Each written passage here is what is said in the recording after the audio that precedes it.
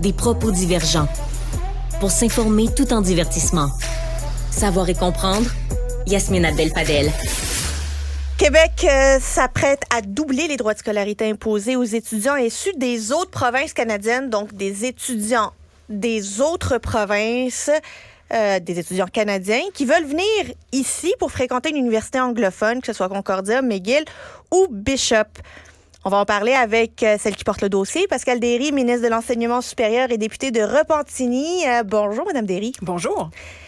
Combien coûtent les droits de scolarité d'un Canadien de l'Ontario, d'un Ontarien qui vient ici à McGill? Alors, actuellement, il y a un droit de scolarité qui est fixe depuis très, très longtemps. Je vous dirais depuis 97-98, on a un droit de scolarité fixe qui est évalué à 8 992, donc un petit peu moins que 9 000 $. Ça représente à peu près, je vous dirais, la moyenne canadienne. Combien coûtent les droits de scolarité d'un Français ou d'un Belge qui vient étudier à McGill?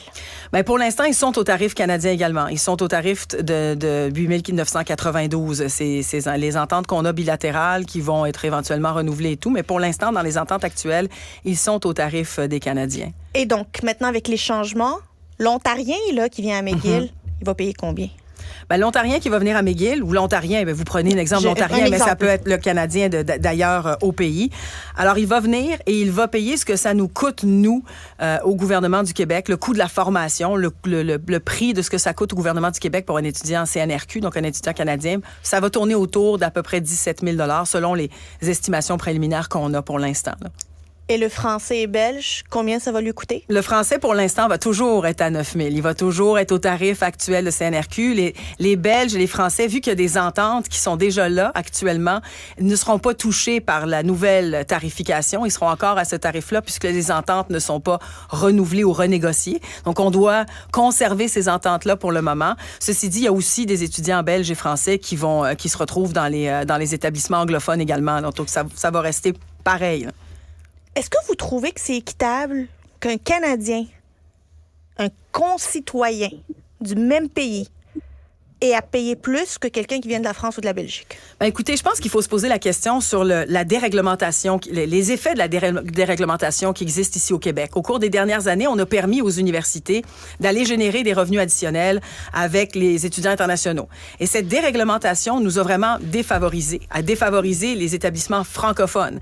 Quand on regarde les chiffres, on a 400 millions de dollars qui ont été générés par tous les établissements en termes de revenus de droits internationaux. Sur ce 407 millions, vous avez à peu près 282 millions, si c'est pas plus, qui est ultimement généré par les établissements anglophones. Donc, il y a un déséquilibre financier qui existe. Et par surcroît, le financement accordé à ces universités pendant ce temps-là, à tout le réseau, n'a jamais changé. On accorde le même financement, nonobstant la réalité de cet impact négatif de la déréglementation. Donc, le but de tout ça, c'est d'aller justement être capable de générer de l'argent, un montant financier pour être capable de rétablir ce déséquilibre. Donc, pour nous, on finance à perte les étudiants canadiens qui viennent ici, qui sont scolarisés à des tarifs privilégiés. Puis il y a vraiment beaucoup de programmes où il y a des tarifs privilégiés, on le sait. Puis ensuite, ils quittent. Tandis que les Français, les Belges, là, quand ils sont ici, chez nous, que ce soit à McGill ou que ce soit dans des établissements francophones, ils restent chez nous après. Pour la plupart... C'est quoi les taux de rétention pour l'un et l'autre? J'ai pas les chiffres sous les yeux, je peux vous les trouver puis on va vous les donner, mais ce qu'on sait, c'est que justement, on le voit. Il y a une rétention qui est beaucoup plus facile.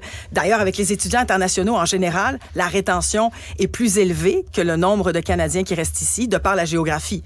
Un Canadien, ça va être beaucoup plus facile pour lui de retourner dans sa province, vient ici, prend un diplôme d'une institution qui est réputée, qui fait rayonner à l'international, avec des droits de scolarité très, très avantageux comparés à ce qu'on peut retrouver ailleurs au pays, plus particulièrement à Toronto, en Ontario. La majorité des étudiants canadiens viennent de l'Ontario. 50% à peu près. C'est pour ça que je prenais l'exemple ontarien. Exact. Mais 50% viennent de l'Ontario, mais repartent. La grande majorité repartent, ne restent pas ici. Alors que pour les étudiants belges, français ou enfin ceux avec lesquels on a des ententes internationales, on a vraiment plus de chances d'avoir un taux de rétention beaucoup plus élevé qu'un étudiant canadien qui va quitter. Il y a aussi en fait, on veut les retenir, je comprends, mais est-ce qu'on veut également diminuer le volume des étudiants provenant des autres provinces? Est-ce que, ultimement, c'est ça l'objectif, c'est qu'ils viennent moins comme étudiants des autres provinces? Non, écoutez, l'objectif ultime, c'est de rééquilibrer, de venir vraiment rééquilibrer le réseau. Puis pour le rééquilibrer, ben c'est une politique qui existe depuis longtemps, qui coûte aux contribuables très cher. On parle de plus de 110 millions. On est probablement la seule province, le seul État, si vous voulez, qui vient avoir des tarifs aussi privilégiés. Quand on regarde le financement à l'extérieur du Québec, quand on regarde le financement des programmes par l'État, donc le financement public dans les universités canadiennes, c'est clair qu'il n'y a personne qui finance comme nous les universités et les étudiants. Et on finance le système public à une hauteur d'à peu près 50% des revenus des universités. Donc, on a un système extrêmement généreux. Ben, combien coûtent d'ailleurs les droits de scolarité d'un Québécois qui va étudier à l'Université de Toronto, par exemple? Ben alors, c'est ça. Un Québécois, le Québécois ici, chez nous, là, il paye 2,881. Donc, moins de 3 000 $ de frais de scolarité. C'est un choix de société qu'on a fait qui est coûteux, là. C'est-à-dire, on paye pour maintenir ses droits de scolarité bas. Mais le Québécois qui va ailleurs, dans n'importe quel programme, n'importe quelle province, n'importe quelle université, il va payer plus cher à la base parce que le droit de scolarité minimum, mais ça dépend. Mais par exemple, à l'Université de Toronto, parce qu'on a pris l'exemple à peu près 6 000. Ouais, on a pris l'exemple de Toronto parce qu'évidemment, il y a 50% des étudiants qui viennent de là. 6 000, ça varie entre 6 000 et 37 000. Donc, l'écart est énorme. Il y a la différence qu'il faut comprendre, Yasmine, c'est que le système de financement au Québec est très, très différent du système ailleurs au pays. Ailleurs au pays, ils modulent les droits de scolarité par programme. Chaque programme a un droit de scolarité différent. Ce qui fait que c'est beaucoup de modulation. Donc, on n'a pas de moyenne pour pouvoir comparer si on est compétitif. Ah oui. Ben, on est compétitif certainement sur plusieurs programmes, mais c'est clair qu'il y a des programmes maintenant qu'on va presque doubler le droit de scolarité pour les étudiants québécois. Il y a certains programmes où on va avoir moins d'avantages compétitifs. On va devoir jouer, s'adapter au prix marché, si vous voulez, des autres provinces. Mais il y a encore nombreux programmes où les étudiants ontariens ont encore un avantage à venir chez nous et où l'étudiant québécois, ben évidemment, s'il va ailleurs, va quand même payer des droits de scolarité plus élevés. Ça va jamais lui coûter moins cher que 3 000 $ sur tous les programmes qu'il va aller chercher. Par contre, si on compare programme par programme, ce qui est très difficile aussi, il y a certains programmes où un Québécois va finir par payer plus cher en Ontario, puis un Canadien va finir par payer plus cher aussi chez nous. Donc, faut faire attention. C'est difficile de faire ce genre d'analogie et de comparer, puisque les systèmes de financement sont déjà à la base très, très différents. Prenons ce même Ontarien. Il va à l'Université de Montréal. Ça lui coûte combien? Ben, ça dépend dans quel programme. Encore une fois, il y a des tarifs différents dans n'importe. Ça dépend des programmes. Est-ce que c'est un MBA? Mais pour l'instant, l'Ontarien a un tarif fixe. Il est à 8 992. C'est ça, mais dans l'université francophone, ça sera pas dégelé, là, le tarif. Mais le tarif pour l'étudiant francophone, ça dépend. L'Ontarien francophone? Oui. OK, l'Ontarien francophone, c'est clair qu'on va ouvrir la porte aux Ontariens francophones.